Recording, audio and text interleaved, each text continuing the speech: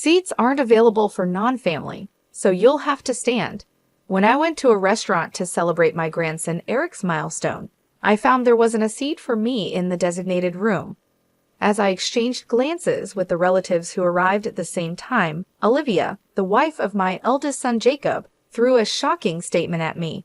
I felt a rush of anger, but a tap on the shoulder from my brother Patrick calmed me down.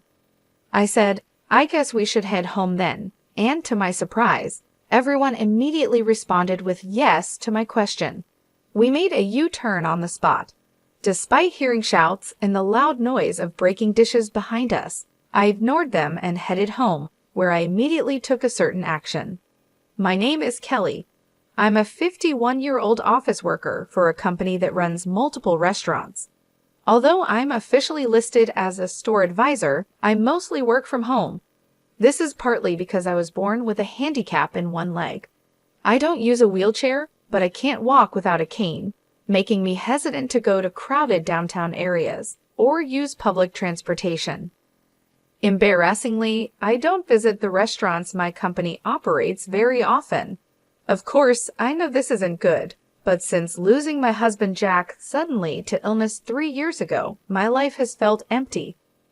Now I live alone in a smaller condo arranged for me by my brother Patrick.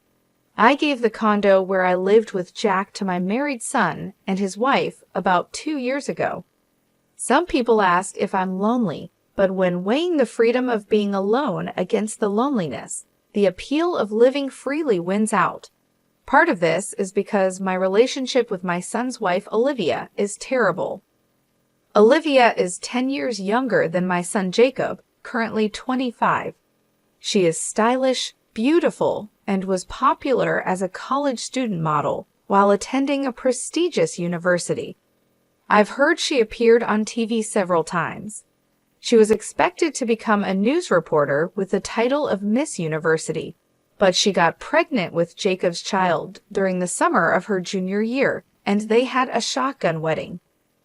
At first, she took a leave of absence from college with plans to return after giving birth, but she suffered from severe morning sickness and her health got worse.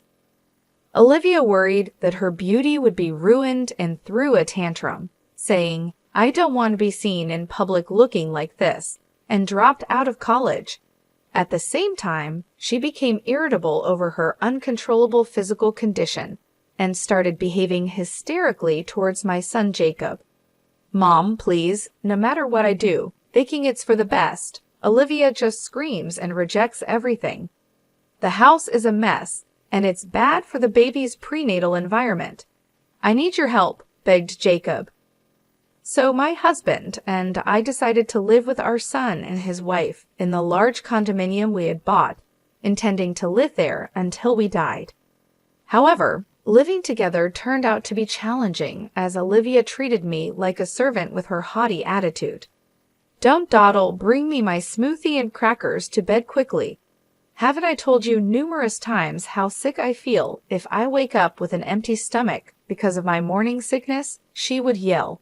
And when she wasn't yelling about that, she'd scream, "Why are you washing my clothes with your old hag's clothes? No matter how expensive the fabric softener is, it won't keep the old hag smell from transferring to my clothes."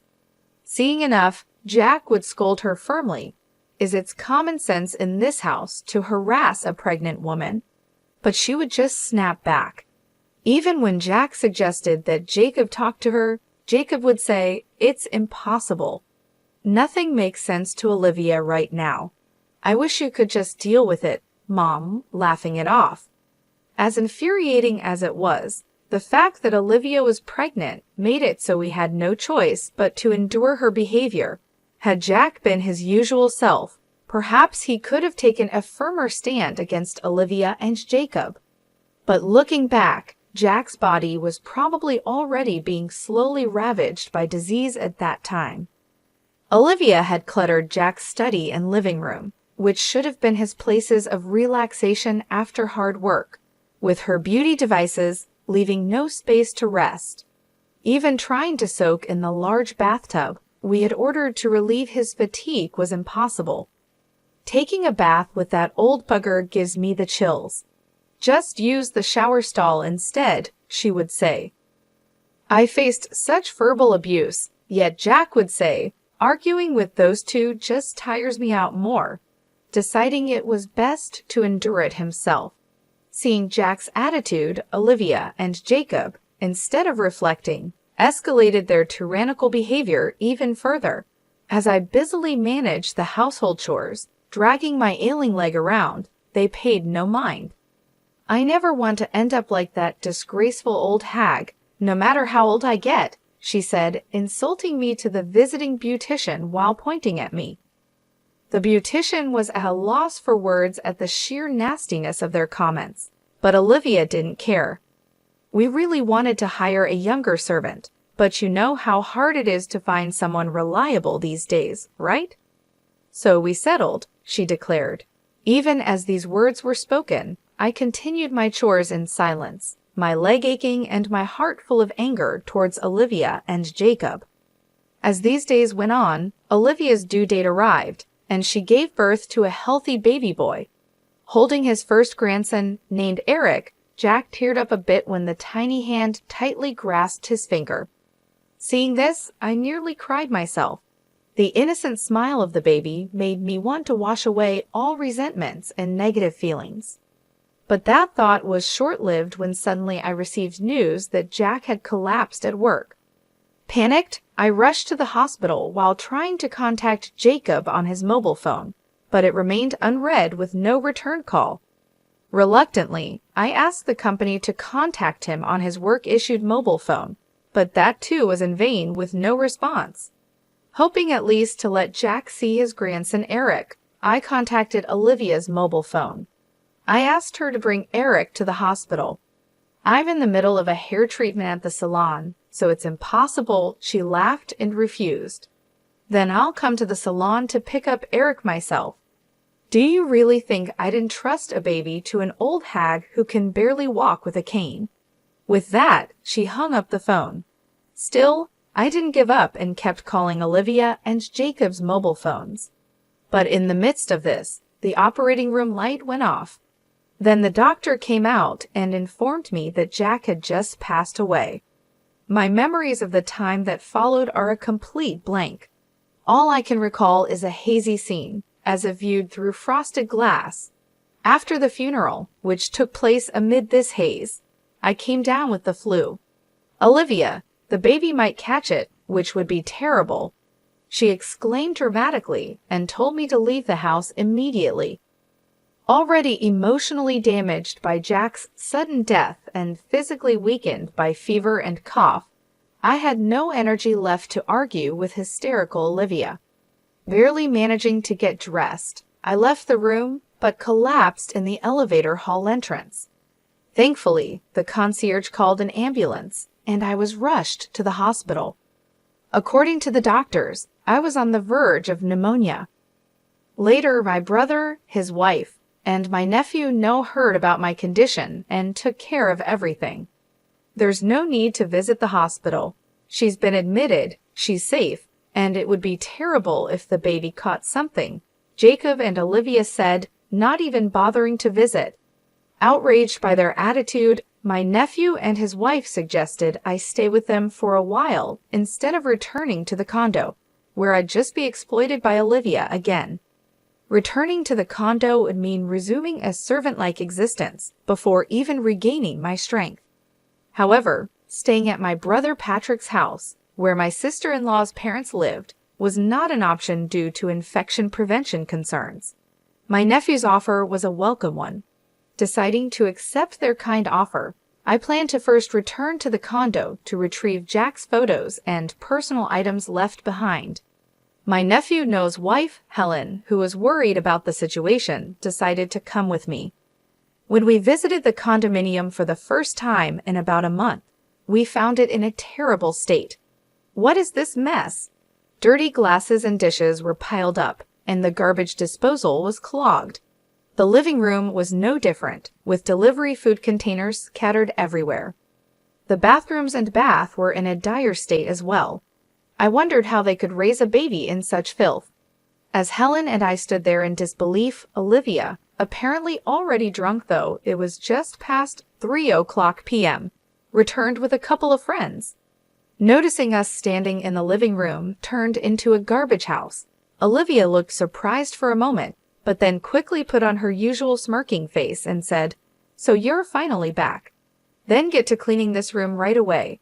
It got all messy because the old hag slacked off." Helen was furious at this brazen attitude. She quickly approached Olivia and said, "How dare you speak to Jacob's mom like that after all she has done for you? And you just kicked her out the moment she got the flu." But Olivia and her friends just laughed it off. Birds of a feather flock together. Friends of unreasonable people are unsurprisingly unreasonable themselves, they said. Then, as if they had a great idea, they added, "Why don't you just leave for good? This place is going to be Jacob's through inheritance anyway. The old hag can just go back to her parents' house." As Helen grew even angrier, I somehow remained calm. Considering their outrageous behavior so far, it was only a matter of time before Olivia and the others would try to drive me out. There was no reason for me to stay any longer with such unpleasant people, so I called Noah to ask for help, and we managed to move out all my personal belongings that had sentimental value that day. Still, when I looked back at the condominium for the last time, the memory of deciding this house would be where I'd die and Jack's smiling face when we made that decision brushed my heart. I'm sure Jack would understand this decision, I felt certain. After that, I moved into a condominium near my parents' home that Patrick had arranged for me and returned to my job, which had been on hold since before Jack passed away. I also adopted a rescue cat, which I couldn't have before due to Jack's allergy, and started living with it. Though Jacob and I work at the same company and see each other when I go to the office, we hardly ever talk. However, one day I received an unusual message from Jacob. Curious about the sudden contact, I read the message. It was about planning a milestone celebration for Eric at a restaurant this coming weekend. It seems Olivia has invited a large number of guests, including her parents, relatives, and friends. The balance will be off if no one from our side of the family attends, he said, wanting to invite me and the relatives. Why don't you ask Jack's side of the family then? I suggested, but it seems they had already refused. Indeed, Jack's relatives live quite far away, and it's not a distance easily traveled back and forth. Moreover, today is already Friday, and there's hardly any time to prepare to leave the house. It's understandable that they refused. I was about to refuse again when Jacob, sensing my hesitation, said, "I'm sorry for everything that's happened. For Eric's sake, could you consider a request?" Though I was indeed angry with Jacob and Olivia, Eric himself is innocent. Remembering how happy Jack was about Eric's birth, I considered it. I didn't want to spoil the celebration. After hanging up and giving it some thought, I decided to attend and sent Jacob a message to let him know. On the day of the celebration, my brother and his wife, my nephew and his wife, my uncle and aunt, their children, and other relatives gathered in front of the restaurant. Helen said, "I'm here today, not for that couple, but for Kelly." While calming her down, we were led to the room, the largest in the restaurant, with low tables and chairs.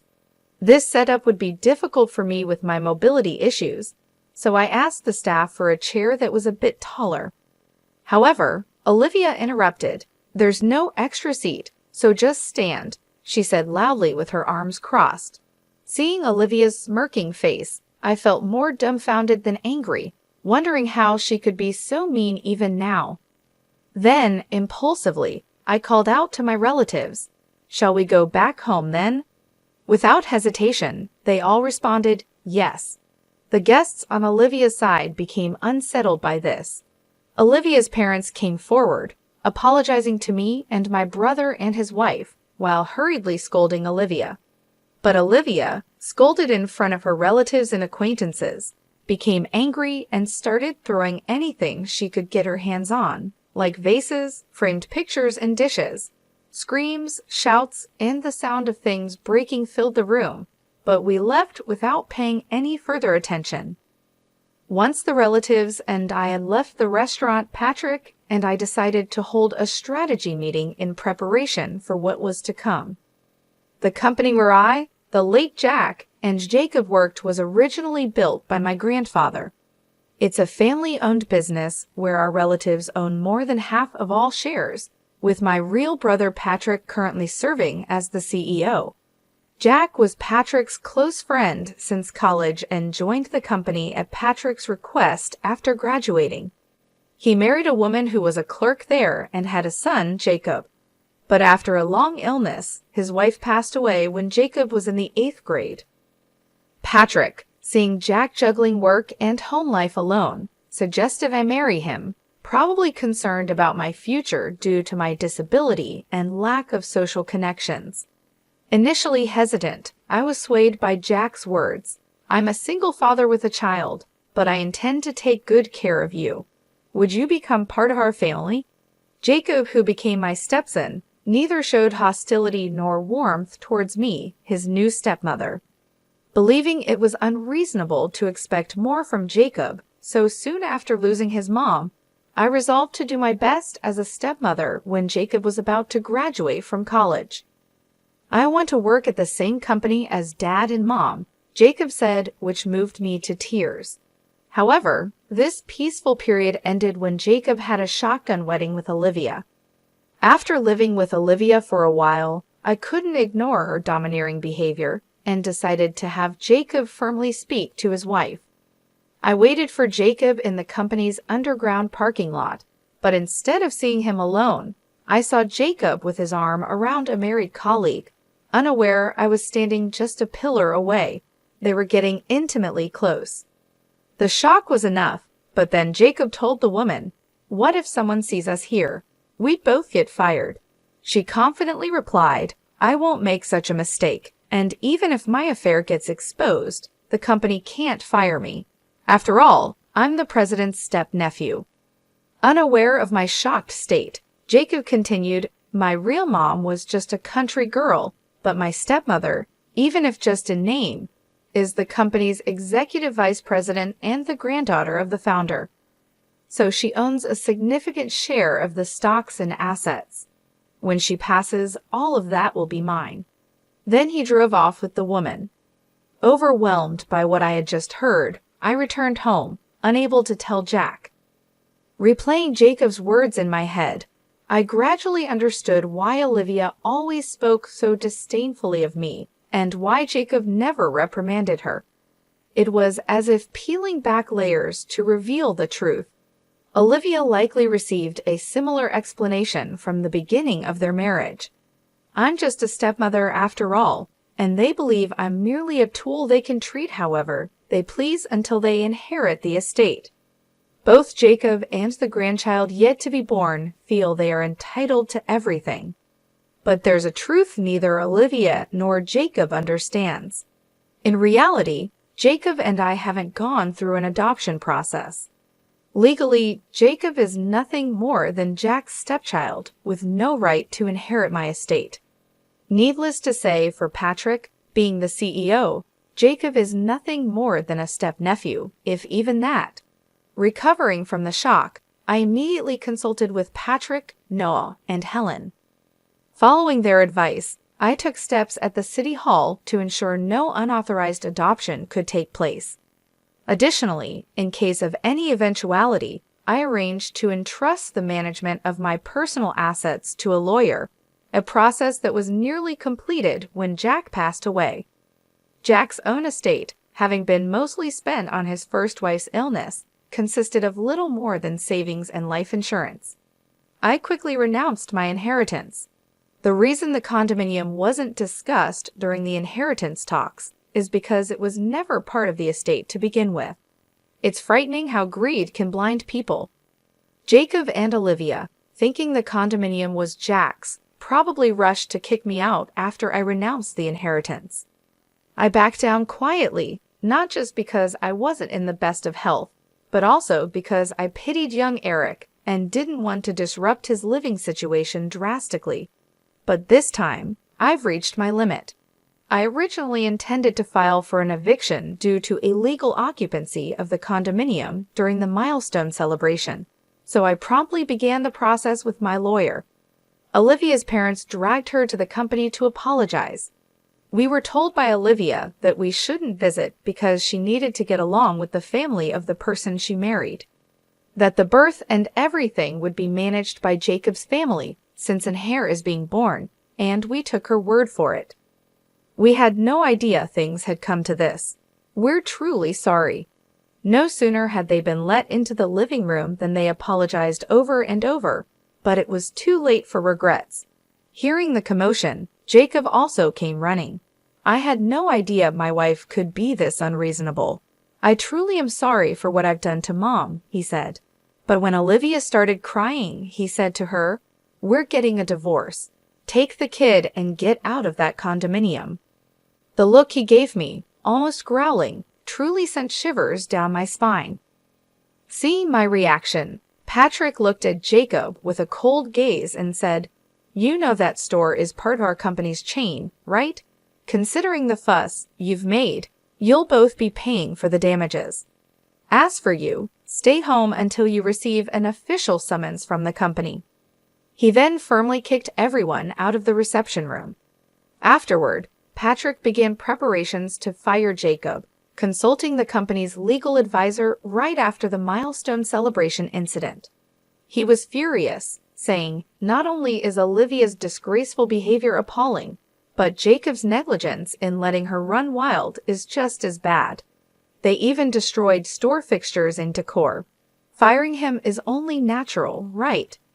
Though he was initially adamant about firing him immediately, the other executives calmed him down, explaining that a disciplinary dismissal made in anger could disadvantage us in a lawsuit.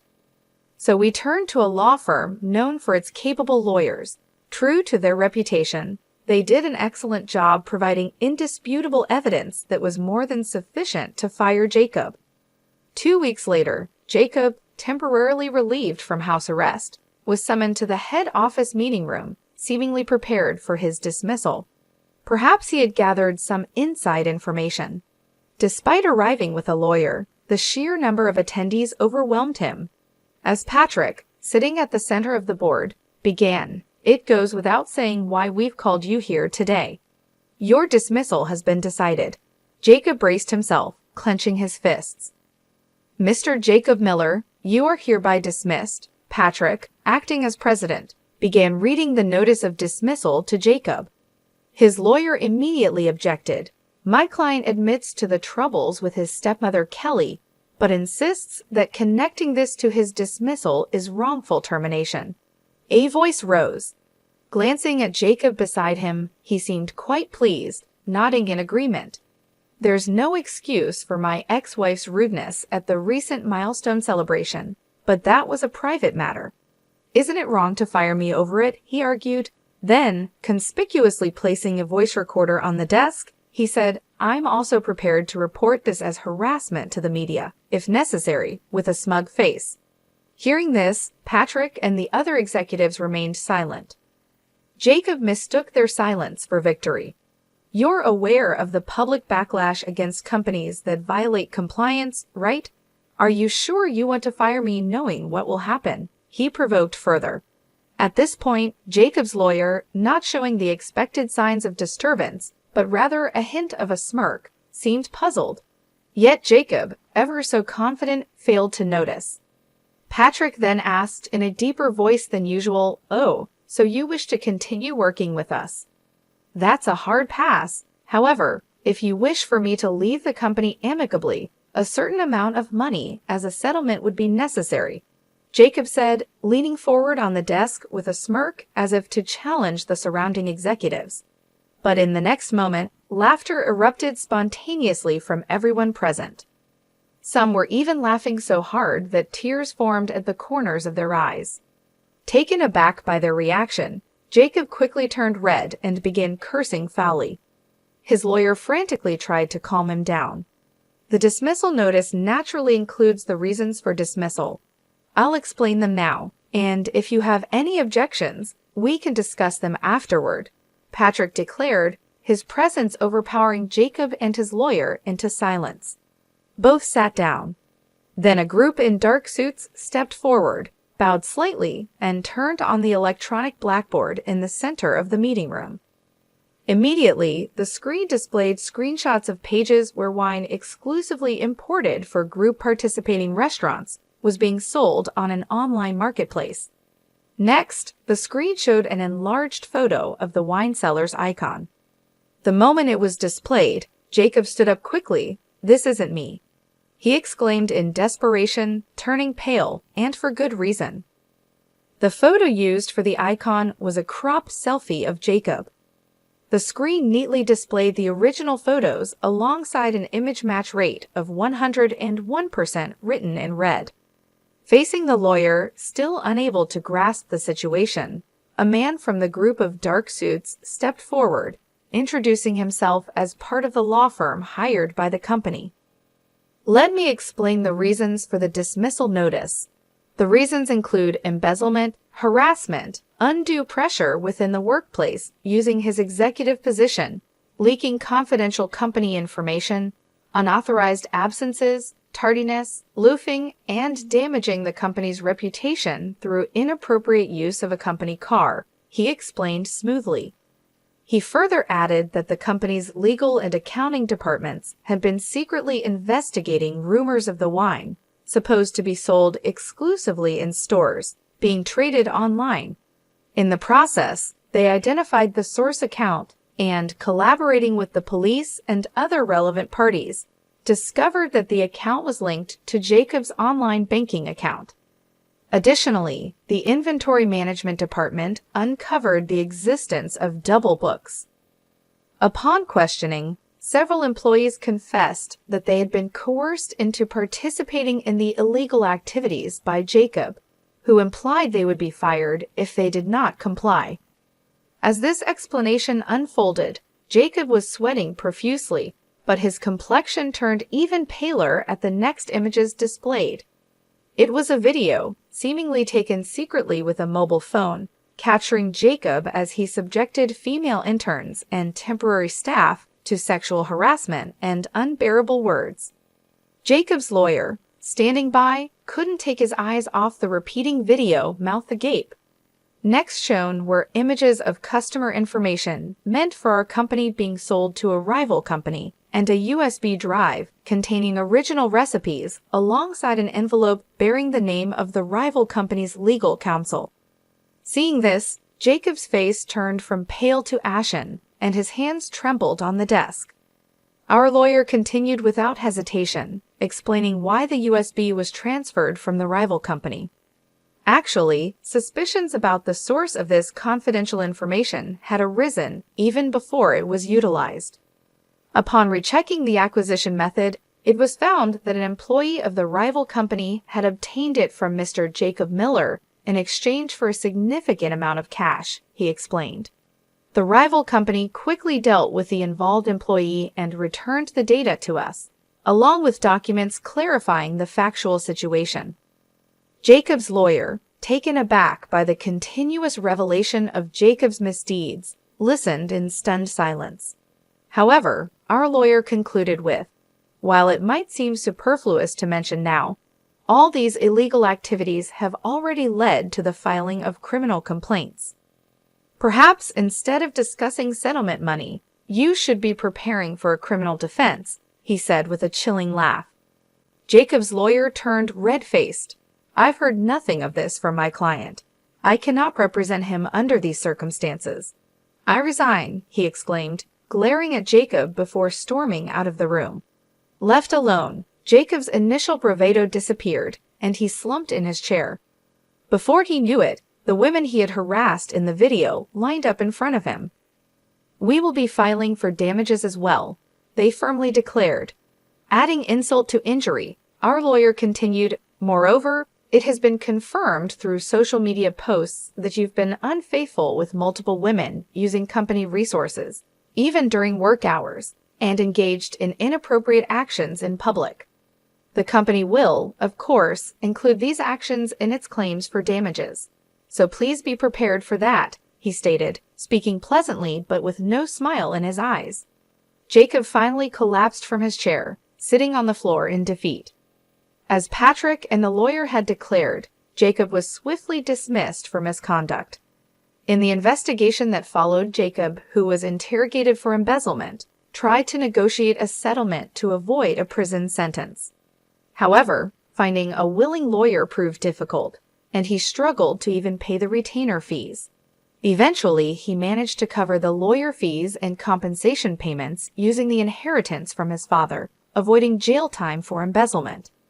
Yet, unable to prepare for the compensation claims for leaking confidential information, the emotional damages claimed by the women, and the defamation lawsuits, Jacob found himself buried in debt. Olivia, understandably furious at being quickly discarded by Jacob for his own protection, filed for asset division, damages, and child support.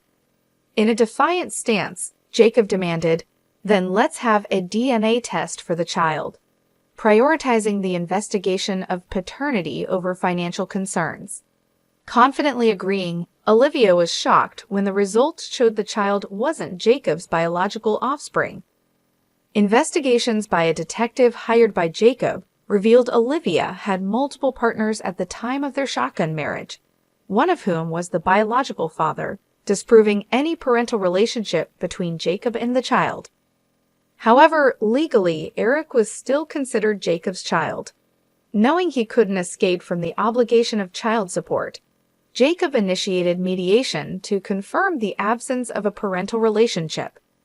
While a lengthy resolution was expected, the public exposure of Olivia's turbulent private life in court was something her parents wanted to avoid at all costs, leading to an explosive reaction. "Stop bringing shame upon us. Enough with your antics," they demanded, forcing Olivia to withdraw all claims for asset division, damages, and child support. Then Olivia, for reasons known only to her, demanded of Zachary, "You're the father of this child, so you should acknowledge paternity and pay child support." The biological father of her child, Zachary, who was married, refused to acknowledge his responsibility. Zachary was afraid his wife would find out, so he offered to pay some child support. But Olivia was not satisfied. She took the child and confronted Zachary at his home while he was away. "Don't you think it's terrible that your child and mine, sharing the same father, aren't acknowledged and don't receive proper child support?" she boldly stated. Zachary's wife, caught off guard by this revelation and already dissatisfied with her husband, promptly divorced him. She transferred all desirable assets, including a new house, savings, and stocks, into her name before kicking Zachary out with nothing. Initially, Olivia smirked at Zachary's divorce, thinking she could be the next wife. But upon learning he had lost all his assets and was ousted from his father-in-law's company, becoming unemployed, she quickly withdrew. Despite the cause being his own infidelity, Zachary felt his happiness had been destroyed and blamed Olivia. "All of this is her fault," he said. Ever since then, he has been relentlessly pursuing Olivia wherever she hides. Terrified by his obsession, Olivia's parents, to avoid collateral damage, took in only their grandson Eric and disowned Olivia, kicking her out of their home. Left with nowhere to go and no one to turn to, Olivia resorted to night work to support Zachary, now a drunk and unemployed, as I was informed by a detective I had hired for a follow-up investigation. Meanwhile, Jacob, after all the trials had concluded, was left with a mountain of debt and alimony payments. A claim for me for the restoration costs of the condominium seemed to be the final blow. Trying to make a comeback proved futile as he couldn't find stable employment and resorted to juggling short-term jobs, inevitably falling behind on repayments. There was a time when he possibly couldn't afford a mobile phone and called from a public phone, pleading, "Please, I need help," but the call ended in silence after I remained quiet. Rumors suggest he was last seen being taken to a work site by barely legal debt collectors, but his whereabouts since then remain unknown. As for myself, taking this experience into account, I've become more actively involved in work. I used to think of myself as a decorative executive, a burden to my family, contributing nothing. However, during this ordeal, the company's female employees encouraged me. Even with accessible stores, its true usability can't be known without directly asking the users. Kelly, you could surely bridge that gap. Have more confidence in yourself. Getting more involved in on-site work made me realize I had become a pro at finding reasons for why I can't do this or that's impossible. Regretting not realizing this sooner, I'm now 51 with 9 years left until retirement. Rather than mourning the irretrievable past, I'm determined to make the most of these next 9 years. My current goal is to earn an extension of my retirement from Patrick and our relatives, and to report this achievement to Jack, who has passed away.